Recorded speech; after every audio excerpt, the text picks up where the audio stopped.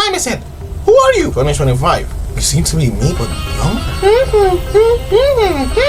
Little guy, tell us what brings you here. I accidentally got sent on the S1 to the void. Sounds like he's a variant of me from another universe. Some multiverse. Let's hop in with Hienatoons. I'm bringing the Hanzo Hattori katana just in case. Just as planned, Otis. Dexter, my katana. I will need it to hunt this hyena.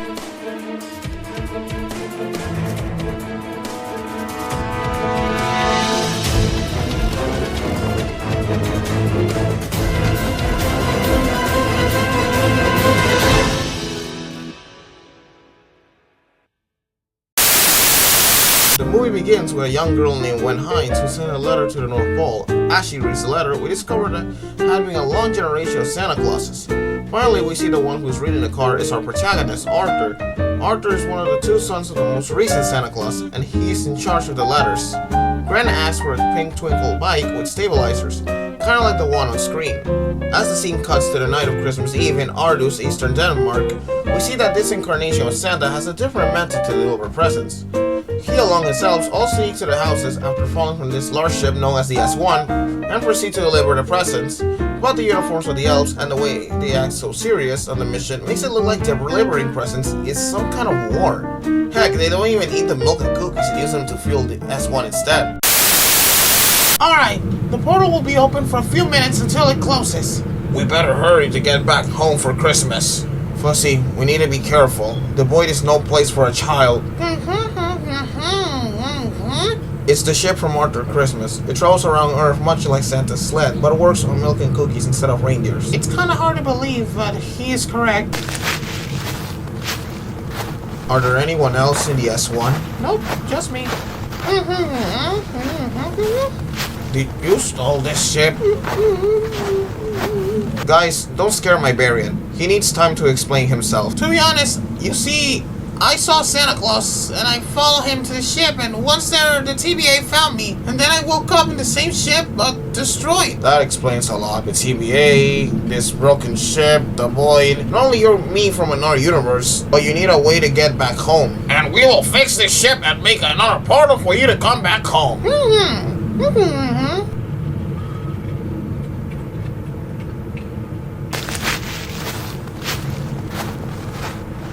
I still can't believe that fell over our trap. Come on, anyone will believe that story. Goose, let's fight and finish this hyena. This damn ship is like a helicarrier but with Christmas theme. Jones, didn't you say this ship activated with milk and cookies before? Can I have Oreos with milk? You're right, Fussy. This ship needs milk and cookies to activate. There must be some recovery milk and cookies somewhere here.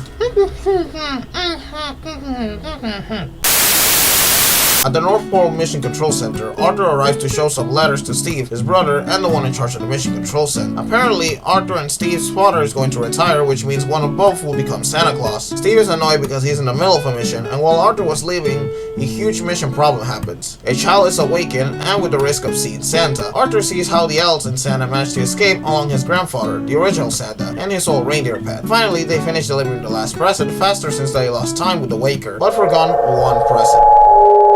At the dinner table, we reveal some things. One, that Arthur and Steve's father is named Malcolm, and that Steve and the grandfather seem to have a war between the old and modern ways. Steve leaves after receiving a call from the elves reporting the gift they forgot to deliver. And guess what? It was the gift from the girl Wen Hines. What the hell? What is going on? Who's that scumbag walking around in the dark? Scumbag? You redneck.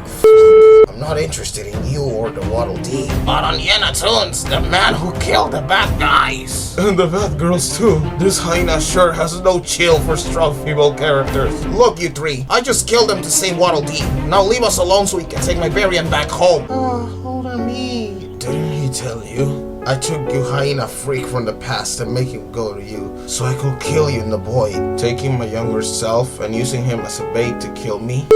You don't have a future. It wasn't my time. It's okay, little Toons. You're not a cliche movie traitor, just a victim. No one will choke you or threat to kill you.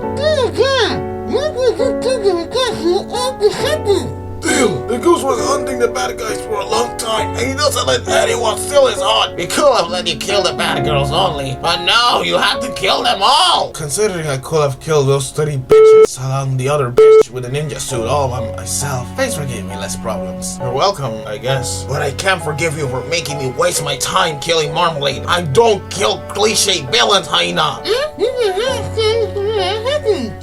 You don't understand! We fought better challenges at that! That pipsqueak died by the first stab to the head! Oh! So do you want a challenge, huh? How about fighting the kaijus on Townsville? Flossie, let me finish this, please. Then we talk. Good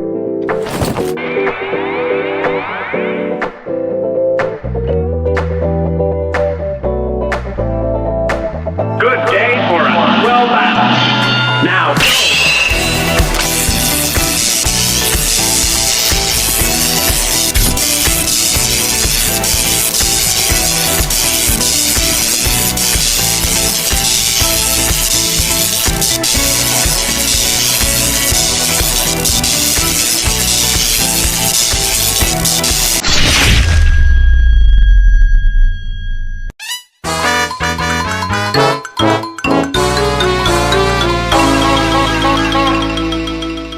Silly Hispanic hyena pretending to be the bride.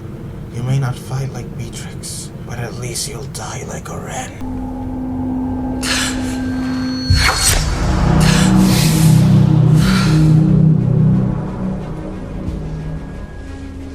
I'm not pretending, I'm fighting for real.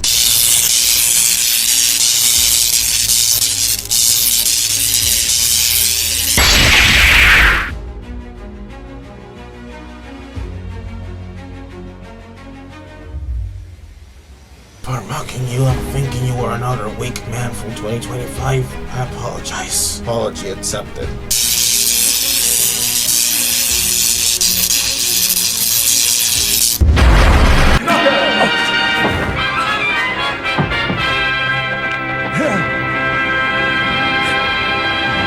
Master Yoshi taught you to spit and stab kill? He did. You knew him?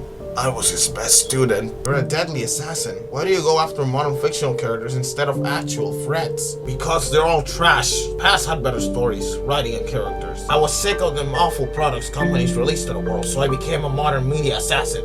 And this world is so coward to show a Hispanic man being successful at anything. And it makes my job harder when no one takes you seriously because of your nationality. I understand your pain. I only review old movies because they are much better than what we get nowadays, and yes, we Hispanic people don't get the representation we deserve. It's really annoying. We aren't jokes. We are human beings. I hope one day people will realize that.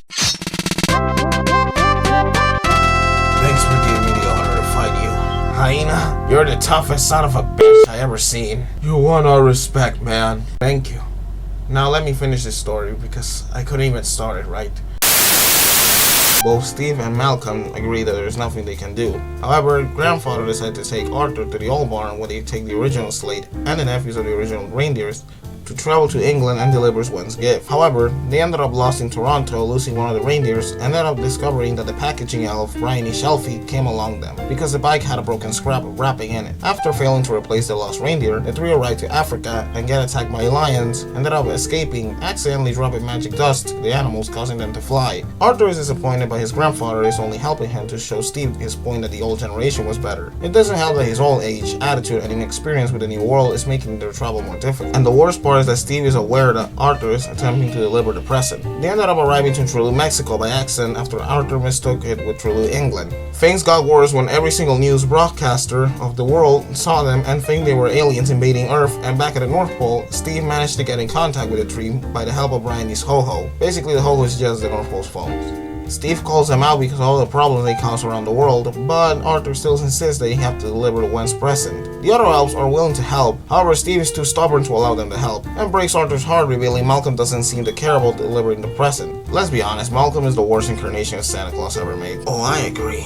Worse than the one from Santa Inc. I had to kill him along the other characters. Why the first job that got him into the modern cartoon assassin's business? It's pronounced business, Otis. Wasn't he retiring or something? Exactly, he was retiring. The elves were outraged after Malcolm stated that one kid didn't matter, and Steve ended up ruining things more. After entering Arthur's letter office, Malcolm realized that he ended up failing both as a father and probably failed as Santa too. After falling on an island, the three try to find a way to get back to the sled. After the three got back to the sled, Malcolm decides to go find Arthur and Grandpa along Margaret, his wife, and the mother Arthur and Steve as well. Steve rushes to the S1 but decides to help them since there aren't any options left. The elves freak out since they think the Santa's leaving means the Judgment Day or something, and the United Nations plans to destroy the aliens in quotations. After losing all reindeers, the old reindeer of Granddad ended up guiding them to Trelew, England, only to crash and land on it after one of the jets from the UN ended up attacking them. That's the end? Of course not. Once in Trelew, Arthur uses the bike to travel as fast as possible to Gwen's house while Bryony prepares the bike on the way. At the home, Arthur encounters both Malcolm and Steve along Granddad, who all fight for the one who should leave the present. However, the three ended up with the conclusion that Arthur is the most worthy of this, since he was the only one with true Christmas spirit on his heart. At the end, Arthur not only left as the present, but becomes the new Santa, and everyone returns to the North Pole, finishing this beautiful tale. You sure are a storyteller. Well, let's bring back your burial home and leave this place. Before you go, I'll give you this. Why will give me your katana? Because it's a part of your future. Its story will one day change your life. Promise me we'll take care of it. Promise. Here, take this box, but don't open it till Christmas. Alright, kid. Hope you have a great future.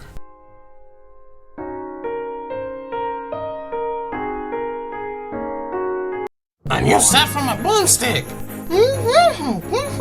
Guys, thank you for letting me stay in here with my companions. I need a new home. Finally, Goose can unpack all the heavy shit on me. Hey, where's a hyena? I look awesome. This is how I look on from now on. Suits an old-fashioned playoff guy like you. Merry Christmas to y'all.